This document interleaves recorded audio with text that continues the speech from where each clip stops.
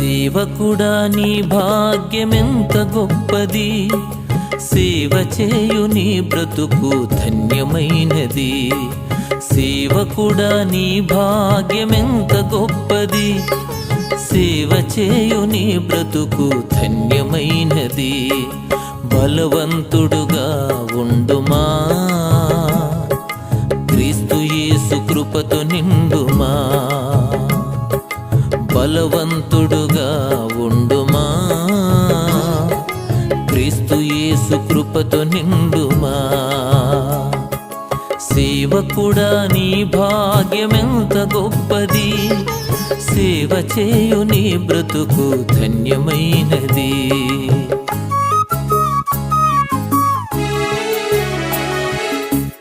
ప్రభునందు ప్రియులారా, యొక్క ఉదయకాలంలో సంఖ్యాకాండం 16వ అధ్యాయం 48వ వచనాన్ని మనం చదివాం.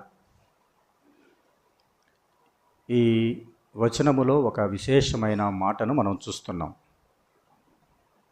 చచ్చిన వారికి బ్రతికిన వారికి మధ్యను నిలిచినవాడు అన్నాడు కదా. చచ్చిన వారికి బ్రతికిన వారికి నిలిచినవాడు ఎవరు అని మనం చూస్తే అహరోను అనే ఒక యాజకుడు. యాజకుడు చేస్తున్నటువంటి పని ఏమిటంటే, దేవుని ఉగ్రత, దేవుని కోపము మనుషుల మీద రగులుకుంటూ ఉంది. కారణం ఏమిటంటే, వారు నాయకుడైనటువంటి మోషే మీదకి, యాజకుడైనటువంటి అహరోను మీదకి తిరుగుబాటు చేశారు. ఎలాంటి తిరుగుబాటు అంటే, అహరోనును దూషిస్తున్నారు, నాయకుడైన మోషే మాట వినటానికి ఇష్టపడట్లా. ఇశ్రాయేలు ప్రజలు ఐగుప్తు దేశము నుంచి కనాను దేశానికి వారు ప్రయాణం చేస్తున్నప్పుడు వారి ప్రయాణములో చివరి దాకా వచ్చారు, అనగా కానానుకు దగ్గరకు వచ్చారు. కొద్ది దూరం పోతే సీను అరణ్యం, తర్వాత సీనాయి అరణ్యం, తర్వాత కనాను. ఈ కానానులో వారు ప్రవేశించబోతూ ఉన్నారు. చివరి మజిలీలో వారు ఉన్నారు. చివరి మజిలీలో వారు ఉన్నప్పుడు వారు ఇప్పుడు ఏం చేయబోతున్నారంటే, 250 మంది మోషేకు అహరోనుకు వ్యతిరేకంగా పోగుపడ్డారు. నీవు మాత్రమే పరిశుద్ధుడువా, నీవు మా మీద నాయకత్వం చేయటానికి నీవెవరవి అని మోషే మీద వ్యతిరేకమైనటువంటి ఆలోచనలు చేసి ఒక గుంపుగా ఏర్పడ్డారు. ఏమంటున్నారు తెలుసా? నీతో మాకిక పని లేదు అంటున్నారండి. ఏమంటున్నారు? నీతో మాకిక పని లేదు. సాధారణంగా ఇలాంటి మాటలు ఎవరు చెప్తారు చెప్పండి? నీతో మాకు ఇంక పని లేదు అని ఎవరు చెప్తారంటే, పని అయిపోతే వాళ్ళు చెప్తారు ఈ మాటలు. ఆ మనిషి ద్వారా ఏదైనా మేలు పొందాడు, ఒక కంపెనీలో ఉద్యోగం చేస్తా ఉన్నాడు, కొంతకాలం నేర్చుకున్న తర్వాత అతడు ఒక మంచి చార్టర్డ్ అకౌంట్ దగ్గర జాయిన్ అయ్యాడు, ఒక అటెండర్ లాగా జాయిన్ అయ్యాడు. చార్టర్డ్ అకౌంట్ దగ్గర అన్నీ నేర్చుకున్నాడు. ఈయన ఏం చేస్తున్నాడంటే, ప్రతి పనికి అబ్బాయినే పంపిస్తున్నాడు, ఎక్కడికైనా ఎంత దూరమైనా పోతున్న తర్వాత ఇతనికి రాబడి పెరిగిపోయింది, ఇతనికి జ్ఞానం పెరిగిపోయింది, ఇతడు అన్నీ నేర్చుకున్న తర్వాత ఒకసారి యజమానుడు ఏదో అన్నాడు. అంటే ఇప్పుడు ఏమంటున్నాడు తెలుసా? నీతో నాకేంటయ్యా పని అన్నాడు. ఎందుకని? ఇప్పుడు ఇతనికి ఏమైంది? అన్నీ వచ్చినాయి, అన్నీ నేర్చుకున్నాడు కాబట్టి నీతో మాకు పని లేదు అంటున్నాడు. నీవొక్కడవే పరిశుద్ధుడువా? ఈ సమాజాన్ని నడపటానికి నువ్వు నాయకుడువా? ఎవరు నిన్ను నియమించారు? అహరోన్ని ఎవరు నియమించారు? మోషేను ఎవరు నియమించారు? అసలు నువ్వు మా మీద అధికారిగా, మా మీద నువ్వు నాయకుడిగా ఎవరు నిన్ను ఉంచారు అని 250 మంది పోగై మోషే మీదను అహరోను మీద తిరుగుబాటు చేస్తున్నారండి. అప్పుడు మోషే సాగిలపడెను అనే మాట చూస్తున్నాం. సంఖ్యాకాండం 12వ అధ్యాయంలో మోషేను గురించి మనం జ్ఞాపకం చేసుకుంటే, మోషే ఎలాంటి వాడంటే భూమి మీద ఉన్న వారందరిలో మిక్కిలి సాత్వికుడు అన్నాడండి. అసలు ఆ మాట ఎవరికి సాధ్యం కాదు. భూమి మీద ఉన్న వారిలో సాత్వికులు ఉన్నారు, కానీ మోషే ఎలాంటి వాడంటండి మిక్కిలి సాత్వికుడు. ఎంతమంది ఎన్ని రకాలుగా దూషించినా, ద్వేషించినా, అవమానపరిచినా 11వ అధ్యాయములో చూస్తే సంఖ్యాకాండములో మాకు మాంసం కావాలి అని కోరుకున్నారు. మాకు మాంసం ఎవరు పెడతారు? ఇశ్రాయేలు దేశములో మేము మాంసము తిన్నాము అనగానే దేవుణ్ణి వేడుకున్నాడు. సాయంత్రానికి పూరేళ్లను పంపించాడు. వీళ్ళారా, సంఖ్యాకాండం 12వ అధ్యాయములో మరలా వారు సనగటం ప్రారంభించారు. 13వ అధ్యాయములో మరి వేగు చూడటానికి వారిని పంపించాడు. వేగు చూడటానికి పంపించినప్పుడు అక్కడ అనాకీల వంశపు వారిని చూసి వారి దృష్టికి మేము మిడతల వలె ఉంటిమనే ఒక చెడ్డ సమాచారం తీసుకొచ్చినప్పుడు 16వ అధ్యాయంలో మేము ఇక్కడికి వచ్చి మేము చనిపోవాలా అని మోషే మీద సణుక్కున్నారు. 20వ అధ్యాయంలో మిరియాము చనిపోయింది. మిరియాము చనిపోయిన తర్వాత నీళ్లు దొరకలేదు వారికి. నీళ్లు దొరకపోతే మరలా సనగటం ప్రారంభించారు. 16వ అధ్యాయంలో సణుగులు, 20వ అధ్యాయంలో సణుగులు, 21వ అధ్యాయంలో సణుగులు.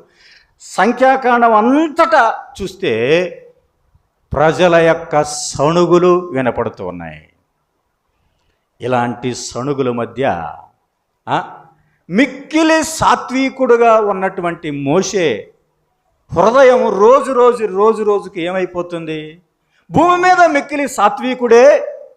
అలాంటి వాడు అయ్యా మీరు చేసేది మంచిది కాదు అని అక్కడ కోరాహు సంబంధికులను, దాతాము అభిరాములను మీరు రండి, సమాజం వద్దకు రండి, గుడారం యొద్దకు రండి, దేవుని యొద్దకు రండి, మీరు వచ్చి నిలబడండి అని అడిగినప్పుడు వారు అంటున్నారు మేము రాము అంటున్నారండి. ఏమన్నారు? మేము రాము, నువ్వు పిలిస్తే మేము వచ్చేదండి. చాలాసార్లు దైవజనుల్ని తృణీకరించేవారు ఉన్నారా లేరా? మాటలు బాగా చెబుతారు, మేము నీ మాట వింటాం, నీ మాట చేస్తామని. దైవజనుని మాటను తృణీకరించే గుంపు ఇప్పుడు కాదు, ఎప్పుడున్నారు? అప్పుడే ఉన్నారు. మేము రాము, నువ్వు మా మీద నాయకుడివేంటి అని దైవజనుని తృణీకారంగా మాట్లాడేవారుగా ఉన్నారు పిల్లరా. అప్పుడు వచ్చిందండి కోపం. ఎప్పుడు రాని కోపం ఎప్పుడు వచ్చిందో తెలుసా? చూడండి అన్నమాట. 16వ అధ్యాయము 15వ వచనంలో మేము రాము అనిరి. అందుకు మోషే మిక్కిలి కోపించి, మిక్కిలి సాత్వికుడు ఇప్పుడేమయ్యాడు చెప్పండి? మిక్కిలి కోపం అయిపోయాడు, కోపిష్టి అయిపోయాడు. మిక్కిలి సాత్వికుడు, భూమి మీద ఉన్న వారిలో మిక్కిలి సాత్వికుడైనటువంటి మోషే హృదయాన్ని మార్చిన వారు ఎవరో తెలుసా? ప్రజలే. మోషే నాయకుడుగా, దైవజనుడుగా తను చేస్తున్నటువంటి కార్యాలను, మోషే చేసే పనులను ఆదరించటానికి ప్రజలు ఇష్టపడని గుంపు ఒకటి ఉంది. 2 రకాల గుంపులు ఉంటాయి ఎక్కడైనా. వాక్యం వినే గుంపు ఉంటుంది, వాక్యం వినని గుంపు ఉంటుంది. సేవకుడిని విమర్శించే గుంపు ఉంది, సేవకుడిని పొగిడే గుంపు ఉంటుంది. అన్ని రకాలుగా ఇక్కడ కూడా అలాంటి ప్రజలే ఉన్నారు. ఏం చేస్తున్నారో తెలుసా? వారు దైవజనుని మీదకి నిందలు వేయటం ప్రారంభించారండి. దైవజనుని దూషించటం ప్రారంభించారు. యాజకత్వం చేసేటువంటి అహరోనును పట్టుకొని, అహరోను కాదు యాజకత్వం చేసేది, మేము చేస్తాం యాజకత్వం. దేవుడు వారికి ఇచ్చిన పనిని వారు చేయకుండా ఏం చేస్తున్నారు? మేము మా పని కాదయ్యా చేసేది, మా పని కాదు, మేము కూడా యాజకత్వం చేస్తామంటున్నారు. ఏం చేస్తున్నారంట? యాజకత్వమును కూడా, అది మాకు పరిచర్య కాదయ్యా ముఖ్యం, మందిర పరిచర్య కాదు మాకు ముఖ్యం, మాకు కావాల్సింది ఏమిటి? యాజకత్వం. పిల్లారా, యాజకత్వాన్ని కోరుకుంటున్నారు వారు. దేన్నండి? మందిర పరిచర్యను పక్కన పెట్టారు, ప్రజలకు చేయవలసిన సేవను పక్కన పెట్టారు, పరిచర్యను పక్కన పెట్టి ఏం కోరుకున్నారు? యాజకత్వమును కోరుచున్నారు. యాజకత్వం చేయాల్సింది ఎవరు? యాజకుడే.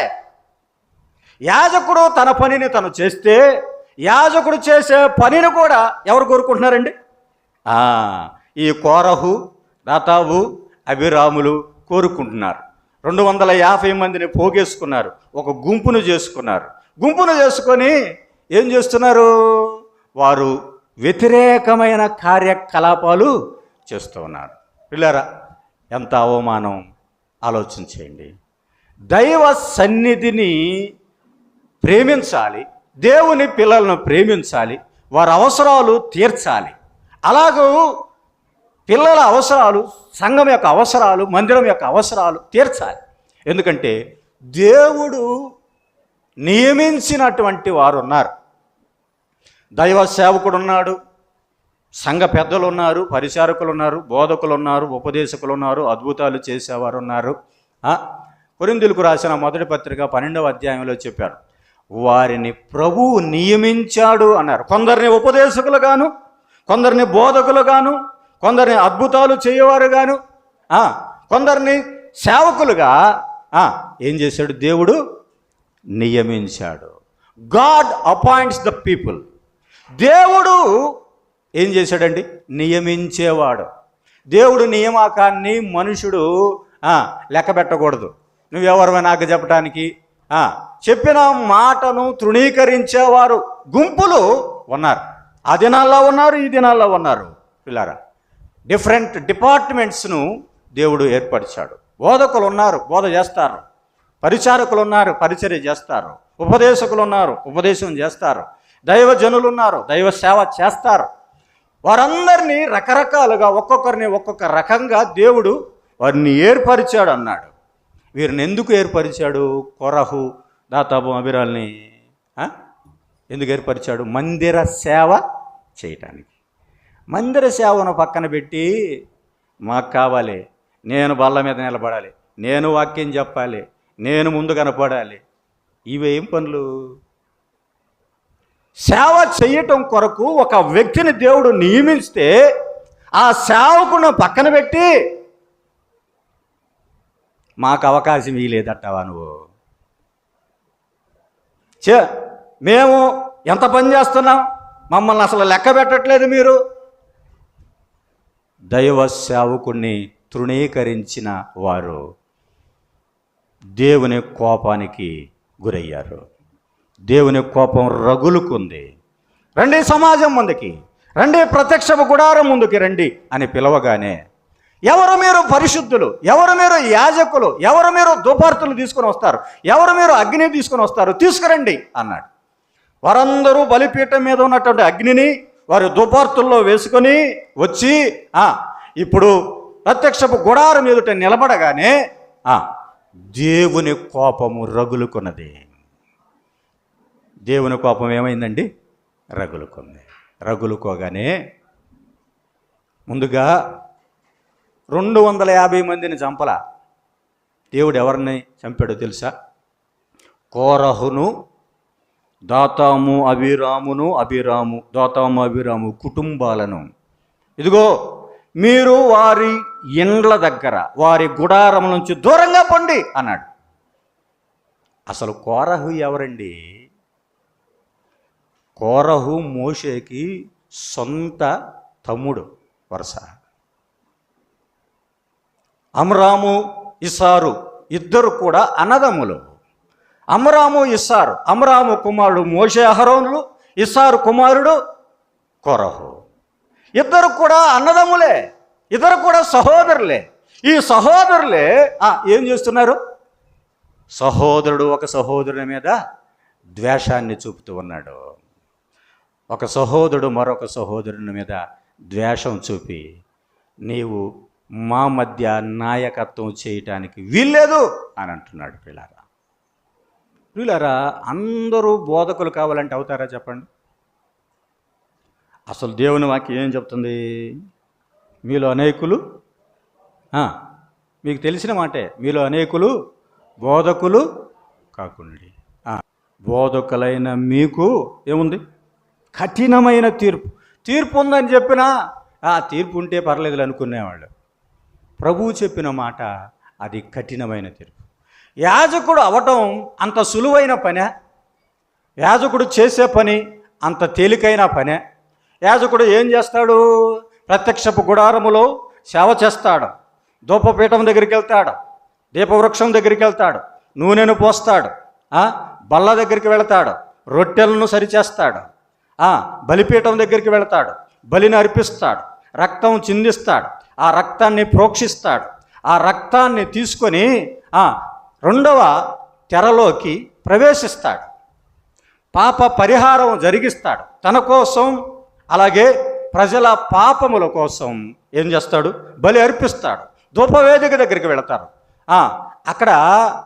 అక్కడ ధూపార్తుల్లో ఏం చేస్తాడు? బలిపీఠం మీద ఉన్నటువంటి నిప్పులు తీసుకుంటాడు, ఆ నిప్పులు తీసుకొని ఆ ధూపార్తులో వేస్తాడు, ధూపము వేస్తాడు, ప్రార్థన చేస్తాడు. ప్రార్థన చేసేవాడు ఎవరు? దైవ సేవకుడు. బల్ల దగ్గర ఉన్నటువంటి రొట్టెలను ఉంచేవాడు, అనగా వాక్యాన్ని పంచేవాడు ఎవరు? దైవ సేవకుడు.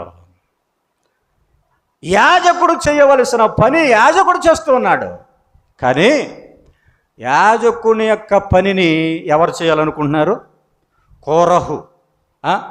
ఈ కోరహు ఎవరో చూసాం. నిర్గమాకాండం 6వ అధ్యాయము ఒక మాట చూద్దాం, చూడండి, 18వ వచనం. కహాతు కుమారుడు అమ్రాము.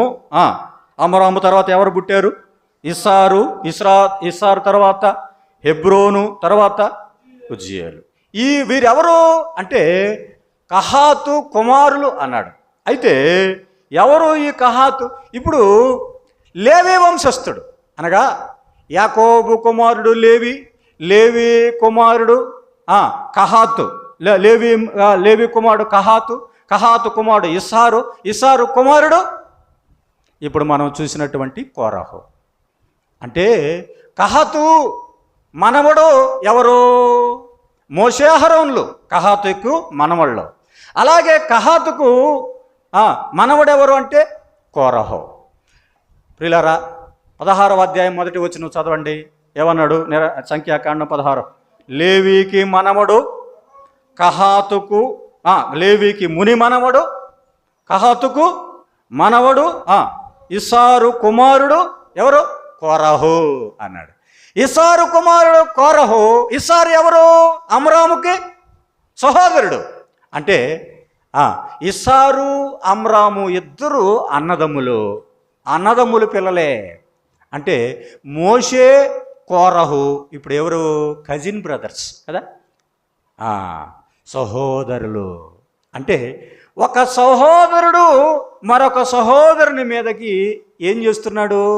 దాడి చేస్తున్నాడండి. ఒక సహోదరుడు మరో సహోదరునికి దాడి చేస్తున్నాడు.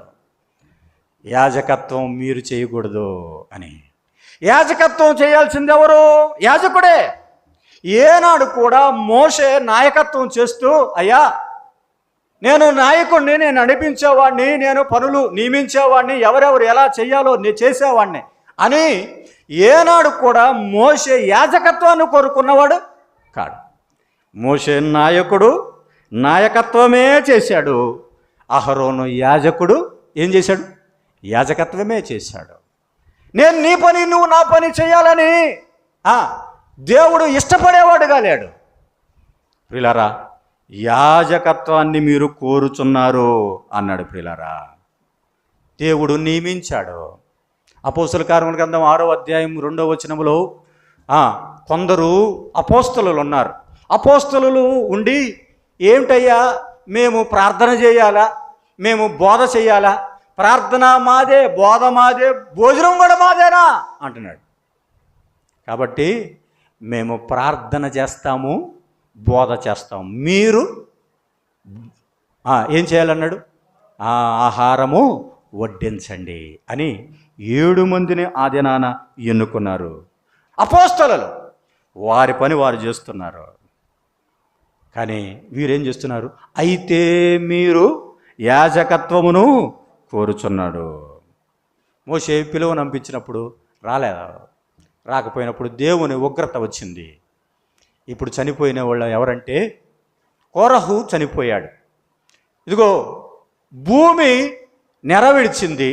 ఆ భూమిలోకి దిగిపోయినటువంటి కోరహు, దాతాము, అభిరాము కుటుంబాలు, అయ్యా మీరు వారి కుటుంబాల వద్ద, వారి గుడారాల వద్ద నుంచి తొలగిపోండి అనగానే వారు తొలగిపోయినప్పుడు అందరూ మునిగిపోయారు.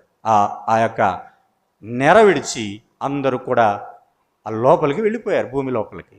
ఇప్పుడు వెళ్ళిపోయిన తర్వాత గుంపుగా ఉన్నారు కదా 250 మంది, వీళ్ళకి భయం పట్టుకుంది.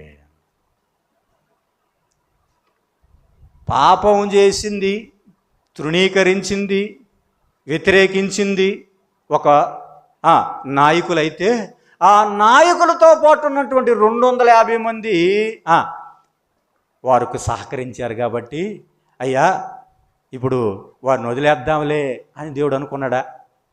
లేదు. దేవుడు వారిని అగ్ని చేత దహించి వేశాడు అన్నాడు. 250 మంది దేవుని అగ్ని చేత అక్కడ బలిపీఠం మీద ఉన్నటువంటి అగ్ని వచ్చి వారిని ఏం చేసింది? దహించి వేసింది. 250 మంది చచ్చిపోయారు. 250 మంది చచ్చిపోయిన తర్వాత భయం కలగాలి. ఏదో కొద్దిగా భయపడినట్టుగా భయపడ్డారు. భయపడి ఇప్పుడు ఏం చేస్తున్నారు? 41వ వచనం చదవయ్యా. మరునాడు సర్వ సమాజము మళ్ళా చూసారా, చచ్చిపోయి ఒక్కరోజే అయ్యిందంతే. మరునాడు అంటే ఎంతకాలం అయింది? ఒక్కరోజే. ఒక్కరోజు కాకముందే మరలా ఏం చేస్తున్నారు? మరునాడు తిరుగుబాటు ప్రారంభమైంది. ఏమంటున్నారు చూడండి. మోషే అహరోనులకు విరోధముగా సణుగుచు మీరు చంపింది ఎవరు? దేవుడే. వ్యతిరేకించారు, తృణీకరించారు, దైవజనుని మీదకి తిరగబడ్డారు, శాపం తెచ్చుకున్నారు, చచ్చిపోయారు. చచ్చిపోతే మీరు చంపారు, మీరే చావటానికి 200 మంది 50 మంది చనిపోవడానికి కారణం మీరే అనగానే మరలా దేవుని ఉగ్రత రగులుకుంది. మీరు అసలు పక్కకు పండి, మీరు అసలు ఇక్కడ నిలబడవాకండి, వెళ్ళిపోండి అని మోషే అహరోనులకు చెప్పి మీరు మీ గుడారాలకు వెళ్ళిపోండి, అక్కడ మధ్య నిలవాకండి అనగానే దేవుని ఉగ్రత, దేవుని కోపము మరలా రగులుకొని ఏమొచ్చిందంటే తెగులు. దాన్ని ఏమన్నాడు? తెగులు. తెగులు వచ్చింది. ఇప్పుడు ఎక్కడ? సమాజంలో తెగులు వచ్చింది. సమాజంలో తెగులు వచ్చినప్పుడు ఒక పక్కన ఎంతమంది పడిపోయి ఉన్నారు? 250 మంది పడిపోయి ఉన్నారు. ఇప్పుడు తెగులు వచ్చి వీళ్ళు కూడా చచ్చిపోతా ఉన్నారు. ఒక్కొక్కళ్ళు చచ్చిపోతా ఉంటే చచ్చిన వారికి బ్రతికిన వారికి మధ్య మోషే నాయకుడు యాజకుడిని పిలిచాడు, అహరోనుని. ఓ అహరోను, నువ్వు పరిగెత్తుకొని పోయి దుపార్తి తీసుకొని వెళ్ళి చచ్చిన వారికి బ్రతికిన వారికి మధ్య నిలబడు. ఆ తెగులు రాకముందే, ప్రజలు చావకముందే. చూసారా ఎంత ప్రేమండి! వీళ్ళే కదా మనల్ని నాశనం చేయాలనుకుంది, వీళ్ళే కదా మన నాశనాన్ని కోరుకుంది, వీళ్ళే కదా మన మీద గుంపు కూడింది, వీళ్ళే కదా మన మీద వ్యతిరేకించింది అని వ్యతిరేకించిన వాళ్ళు సస్తే సచ్చారులే అనుకోలేదండి. అహరోను ఏం చేస్తున్నాడండి? పరిగెత్తి దైవజనుడు ఏం చేస్తున్నాడండి? అక్కడ చదివితే ప్రాయచిత్తము చేసెను 46వ వచనములో దైవజనుడు చేసే కార్యం ఏమిటంటే, దేవుని కోపం, నువ్వు చేసే పనులున్నాయి, అక్రమం ఉంది, అన్యాయం ఉంది, పాపం ఉంది, దానిని నీ మీదికి రాకుండా ప్రభువా ఆ వ్యక్తిని క్షమించని ప్రాయచిత్తమును కోరేవాడెవరో తెలుసా? దైవజనుడు. గుర్తుపెట్టుకోండి, దైవజనుడు ప్రాయచిత్తం చేసేవాడు, దైవజనుడు ధూపం వేసేవాడు, దైవజనుడు ప్రజలకు చనిపోయిన వారికి బ్రతికిన వారికి మధ్యను నిలబడేవాడు, ప్రభువా అని వేడుకునేవాడు, ప్రార్థన చేసేవాడు దైవజనుడు. దేవుని ఉగ్రత నీ మీదికి రాకుండగా ప్రార్థన చేస్తూ ఉన్నాడు అనే మాట మనం చూస్తున్నాం. ప్రాయచిత్తము చేస్తున్నాడు. పిల్లారా, నిజంగా అహరోను ధూపార్తి పట్టుకోవాలంటే, నిప్పులు తీసుకోవాలంటే ముఖం మీదకి వేడి సెగలు వస్తూ ఉంటాయి, పొగ వస్తూ ఉంటుంది. అందరూ వెళ్ళిపోయినా కూడా మోషే అహరోనులు మాత్రమే నిలబడ్డారంటే ప్రజలు ఎవరిళ్ళకు వాడే వెళ్ళిపోయారు. కానీ దేవుడు వారిని నిలబెట్టాడు. మీరు ఉండండి, వారు వెళ్ళిపోతే వెళ్ళిపోయారులని నిలబెట్టాడు. వారు ప్రజల కోసం నిలబడ్డారు. మధ్యలో నిలబడేవాడు ఎవడో తెలుసా? దైవజనుడు. నాకు తెలీదు అని అంటూ ఉంటారు. నాకు సంబంధం లేదు అంటూ ఉంటారు. నాకు సంబంధం లేదన్నా, నువ్వు పట్టించుకోకపోయినా, నువ్వు ఏది చేయకపోయినా నిలబడిన వాడు ఎవడో తెలుసా? దైవజనుడు. కొందరికి దైవజనుడు అంటే ఎలాంటి ఆలోచన ఉందో తెలుసా?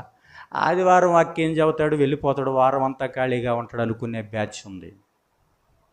దైవజనుడు ఎంత కార్యం చేస్తున్నాడో, ఎంత తన యొక్క త్యాగం ఎలాంటిదో, కుటుంబాన్ని వదిలిపెట్టి, భార్యను వదిలిపెట్టి, పిల్లలను వదిలిపెట్టి, ఉద్యోగం వదిలిపెట్టి, రకరకాలుగా నిద్రలు లేకుండా. కొన్నిసార్లు ఒకసారి తెలంగాణ ప్రాంతానికి పోతే, తెలంగాణ ప్రాంతంలో మీటింగులు జరగడం కోసం స్టేజీ వేశారు, కానీ ఉండటానికి ఎలాంటి వసతి లేదు. రాత్రిపూట స్టేజీ మీదే పండుకొని మరలా అదే స్టేజీ మీద వర్తమానం చెప్పిన సందర్భాలు ఉన్నాయి. ఎంత త్యాగం! దైవజనుని యొక్క త్యాగాన్ని గుర్తించాలని జ్ఞాపకం చేస్తూ ఉన్నాడు. అక్కడ అంటున్నాడు కదా, అందరికీ ఉద్యోగాలు ఉన్నాయి, వ్యాపారాలు ఉన్నాయి, పిల్లలు ఉన్నారు, చదువులు ఉన్నాయి. సేఫ్ జోన్ అనేది ఒకటి ఉంది. సేఫ్ జోనును వదిలిపెట్టిన వాడు ఎవరో తెలుసా? దైవజనుడు మాత్రమే. పొగను ముఖాన్ని కొట్టుకోవాలన్నా, వేడి రావాలన్నా, దుపార్తులు తీసుకోవాలన్నా, బలిపీఠం దగ్గరికి వెళ్ళాలన్నా ఎంత ప్రాణభయం ఉందో. లోపలికి వెళితే ఒకవేళ ఆ యాజకులలో పాపం ఉంటే అక్కడే చనిపోతే ఆ తాడుతో బయటికి లాగాలి ఆ వ్యక్తిని. ఎవరి కోసం? ప్రజల కోసం సేవ చేసేవాడు దైవజనుడు. అలాంటి దైవజనుడు అన్నిటినీ పక్కన పెట్టి కష్టపడుతూ ఉంటావు. ప్రజల కోసం ఏం చేస్తున్నాడు తెలుసా? ఆ తెగులును ఆపుమని ఆ దైవజనుడు చేస్తున్నాడు.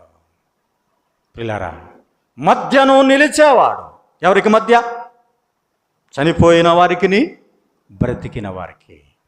పాపము చేసే ప్రజలున్నారు, పరిశుద్ధులైన ప్రజలున్నారు. వారిద్దరికి మధ్యవర్తిగా మధ్యను నిలిచి దేవుని ఉగ్రత రాకుండా కాపాడుతున్నటువంటి వాడు, ప్రార్థన చేస్తున్నటువంటి వాడు దైవజనుడు. ఇప్పుడు దైవజనుడు చేసే పని ఏమిటంటే యాజకత్వం. చేయవలసింది ఎవరు? యాజకుడే. అయితే ఉజ్జియా అనే ఒక రాజును దినవృత్తాంతాల గ్రంథంలో చూస్తాం. ఏం చేశాడండి? నేను రాజును కదా, నాకు ఎవరో అడ్డు రాకూడదని యాజకుల మీద కోపించి ఉగ్రుడై బలిపీఠము దగ్గరికి వెళ్ళాడు, ధూప వేదిక దగ్గరికి వెళ్ళాడు, ధూపార్తిని తీసుకొని వెళ్ళాడు. ధూపము తీసుకొని వెళ్ళి ఆ బలిపీఠం నిప్పుల మీద ఉన్నటువంటి నిప్పులు తీసుకొని అర్పిస్తూ ఉంటుండగా యాజకులు చూస్తుండగానే ఏం జరిగింది? ఉజ్జియా నొసట కుష్ఠరోగము పుట్టింది. దానికి కారణం యాజకులు కాదు. ఎవరు? దేవుడు. ఏమయ్యా, యాజకుడు చేయాల్సిన పని నువ్వెందుకు చేస్తున్నావు? ఒకవేళ నీకు వచ్చులే. మనలో ప్రార్థనాపరులు ఉన్నారు, ఉపదేశం చేసేవారు ఉన్నారు, మంచిగా బోధించేవారు ఉన్నారు, చక్కగా అద్భుతాలు చేసేవారు ఉన్నారు, స్వస్థతలు చేసేవారు కూడా ఉన్నారు. అయితే ఏ పని ఎవరు చేయాలో దేవుడు నిర్ణయించాడో ఆ పనిని వారే చేయాలని జ్ఞాపకం చేస్తున్నాడు. ఉజ్జియా చేసిన కారణాన్ని బట్టి కుష్ఠరోగం పుట్టి చనిపోయి రాజులకు సపరేటుగా పెట్టే సమాధుల్లో పెట్టక సాధారణమైన సమాధుల్లో తమ పితరుల సమాధుల్లో పెట్టబడ్డాడంటే ఒక రాజు స్థానంలో కోల్పోయిన వాడుగా ఉన్నాడు అని జ్ఞాపకం చేయబడుతున్నాం. మధ్యను నిలబడేవాడు కావాలి, పారిపోయేవాడు కాదు, నిలబడేవాడు కావాలి. ఏ సమస్య వచ్చినా ఎలాంటి పరిస్థితులు వచ్చినా నిలబడే సేవకుడు కావాలి. అది జ్ఞాపకం చేసుకోండి ప్రియులారా. బద్దలైన బండ సందుల్లో నిలవదగిన వాడు ఎవడని దేశమంతటా నేను వెతికి తిని అన్నాడు యెహెజ్కేలు గ్రంథములో. నేను వెతికాను కానీ ఎవరూ కనపడలేదు. పాడైపోయిన సందులు ఉన్నాయి, ఆ సందులను పూడ్చగలిగిన వాడు, వాటి మధ్య నిలబడగలిగిన వాడు ఎవరని దేవుడు దేశమంతా వెతికాడంట, కానీ ఒక్కడ కూడా కనపడలేదు. దేశమా ఏమిటి ఇలాంటి విపత్కరమైన పరిస్థితులు అని దేవుడు దుఃఖిస్తున్నాడు అని రాయబడింది. పట్టణం పాడైపోతూ ఉంది. ప్రియులారా, అబ్రహాము ఏం చేశాడు? సొదొమ పాడైపోతుంటే నిలబడ్డాడు ధైర్యంగా. ఎలాగా? ఇదిగో 50 మందైన నీతిమంతులు లేరా అని దేవునికి ఆ పట్టణపు ప్రజలకు మధ్యన నిలబడ్డాడు. ప్రభువా 50 మంది లేరా, 40 మంది లేరా, 30 మంది లేరా, 10 మంది లేరా, కనీసం 5 మంది కూడా లేరా అని ఇక నేను దేవునితో మాటలాడ తెగించుతున్నానని దేవునికి మానవులకు మధ్యన, దేవునికి సొదొమ పట్టణానికి మధ్యన తెగించి మాట్లాడినవాడు, నిలబడినవాడు ఎవరో తెలుసా? అబ్రహాము నిలబడ్డాడు. అంతే. మనము మన సుఖాలు, మన స్వార్థాలు, మన ఉద్యోగాలు, మన పిల్లలు, మన కుటుంబం, దీనికి ఎక్కువ మనము ప్రాధాన్యత ఇస్తూ ఉన్నాం పిల్లరా. ఖాళీలో నిలబడేవాడు కావాలి. నువ్వు భక్తిగా జీవిస్తున్నావా, భక్తిని కోరుకుంటున్నావా, భోజనాన్ని కోరుకుంటున్నావంటే చాలామంది నాకు భోజనమే కావాలి, భక్తి తర్వాత సంగతులే. పెళ్ళిళ్ళు అయితే గుంపులుగా లేచి వెళ్ళిపోతున్నారు. ఏం భోజనం వండుకోలేవా, భోజనం తినలేవా, ఏం అవసరం అంత ఇదిగా? దైవ సన్నిధిని వదిలిపెట్టి భోజనాకు నువ్వు ప్రాధాన్యత ఇస్తున్నావంటే నీ భక్తి ఏమిటి? ఆలోచన చేసావా? ఖాళీగా ఉన్న దాంట్లో నిలబడలేకపోతున్నావు నీవు. నేను నశించదను అన్నది ఎవరండి? ఎస్తేరు. ప్రజల కోసం, యూదుల కోసం, నా ప్రజల కోసం నేను చచ్చిపోయినా పర్లా. రాజు దగ్గరికి వెళతావమ్మా? వెళతాను. రాజు దగ్గరికి వెళ్ళకూడదు కదా, ఆజ్ఞ లేదు కదా. ఆజ్ఞ లేకపోయినా పర్వాలేదు, నేను చచ్చిపోయినా పర్లేదు. రాజాజ్ఞ లేకపోతే ఎవడు ప్రవేశించినా వారికి ఉరిశిక్షే, వారికి మరణమే అయినా కూడా. ఎంతగా తెగించిందండి. ఏమిటి? నేను నశించదను అంటుంది పిల్లారా. నిలబడ్డావా? మధ్యను నిలబడేవాడు కావాలి. ప్రజలు పాపం చేసి దూడం చేసుకొని నాట్యం చేసుకుంటా ఉంటే దేవుని కోపం రగులుకుంటా ఉంటే వారిని అందరినీ సంహరించేస్తాను అని అంటుంటే మోషే, ప్రభువా నీవు వ్రాసిన నీ గ్రంథములో నుంచి నా పేరైనా తుడిపేయి కానీ వారిని మాత్రం క్షమించు. ప్రజల కోసం నిలబడ్డాడు. మధ్యను నిలబడ్డాడు. ద్వితీయోపదేశకాండం 5వ అధ్యాయం 5వ వచనం చూద్దాం. చూడండి, ద్వితీయోపదేశకాండం 5వ అధ్యాయం 5వ వచనం. గనుక యెహోవా మాట మీకు తెలియచేయుటకు ఏమనండి, నేను యెహోవాకును మీకును మధ్య నిలిచి ఉండగా. చూసారా? మధ్యను నిలిచాడు. ఎవరెవరికి? ప్రజలకును దేవునికి మధ్యను నిలిచాడు. ప్రియులారా, నిలిచి ధర్మశాస్త్రాన్ని అందించాడు, 10 ఆజ్ఞలు అందించాడు, ఎలాగ నడుచుకోవాలో తెలిసాడు, చీకటిని అనుభవించాడు, అగ్నిని అనుభవించాడు, గాఢాంధకారాన్ని అనుభవించాడు, మేఘాలను అనుభవించాడు. ఆ గాఢాంధకారంలో దేవునికి ప్రజలకు మధ్య ఆ గాఢాంధకారాన్ని అనుభవించిన వాడు ఎవరంటే మోషేనే.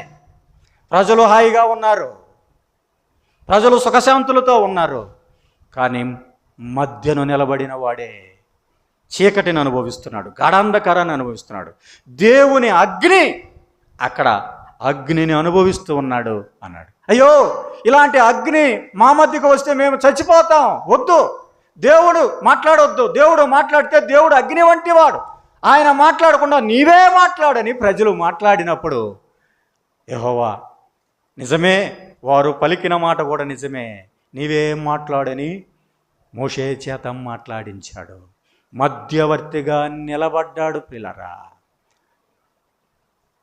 ఎవరెవరికి? చచ్చిన వారికి, బ్రతికిన వారికి మధ్యలో నిలబడాలి.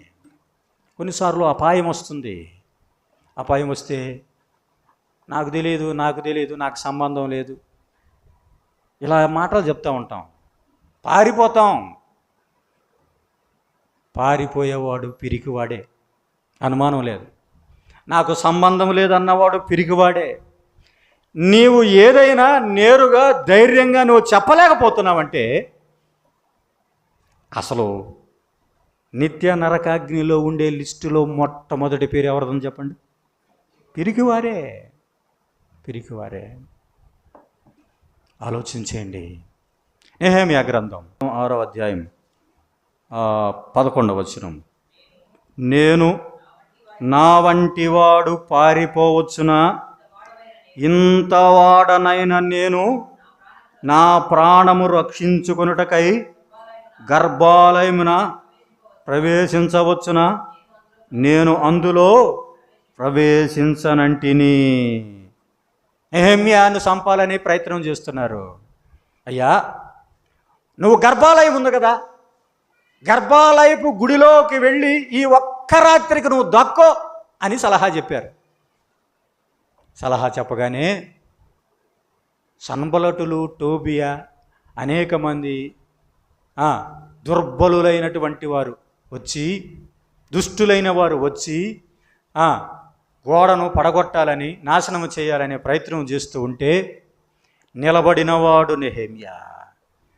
నిన్ను చంపాలనుకున్నారు, రాత్రికి రాత్రే నిన్ను చంపేయాలనుకుంటున్నారు, కాబట్టి ఈ ఒక్క రాత్రికి దాక్కో అని అక్కడ షమాయా ఇంటికి వస్తే అక్కడ వారు చెప్తున్నటువంటి మాట, నిన్ను చంపేస్తారు అనగానే నెహెమ్యా చెప్తున్నటువంటి మాట ఏమిటో తెలుసా?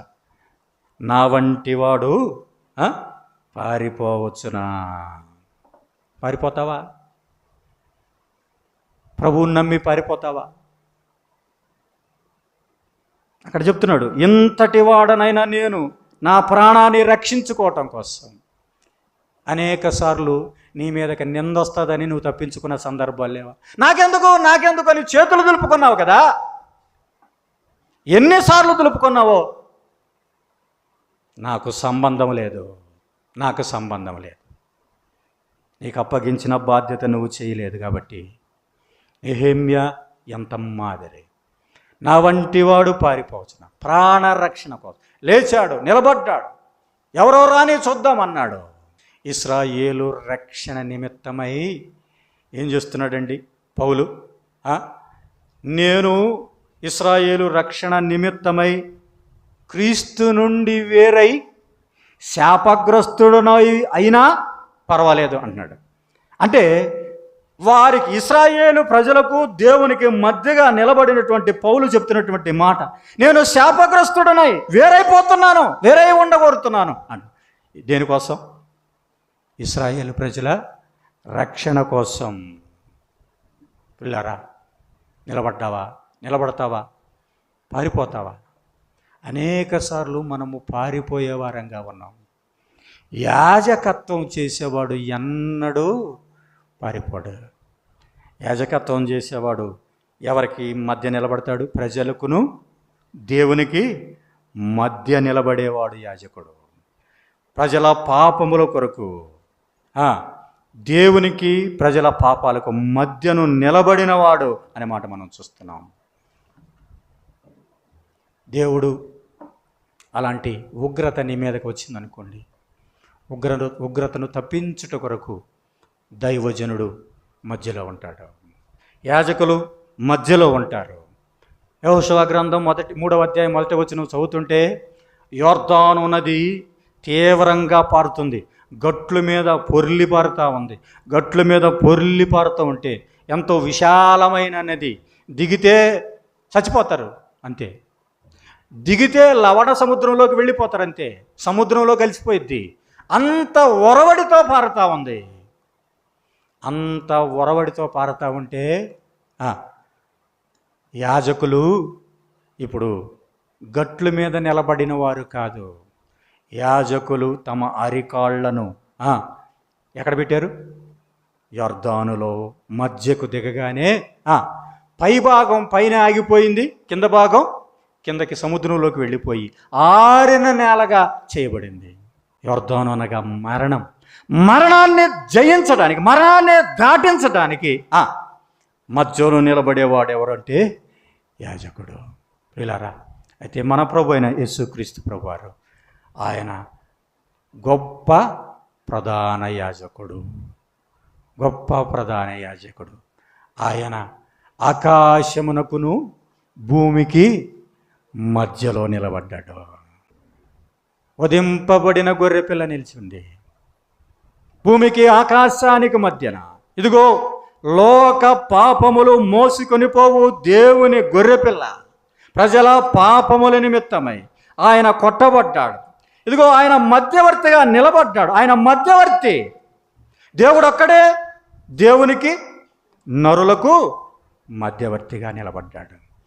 మధ్యవర్తి లేకపోతే ఏమి లేదు, పాప క్షమాపణ లేదు, రక్షణ లేదు, మారు మనసు లేదు, అసలు నిత్య జీవం లేదు, పరలోకం లేదు.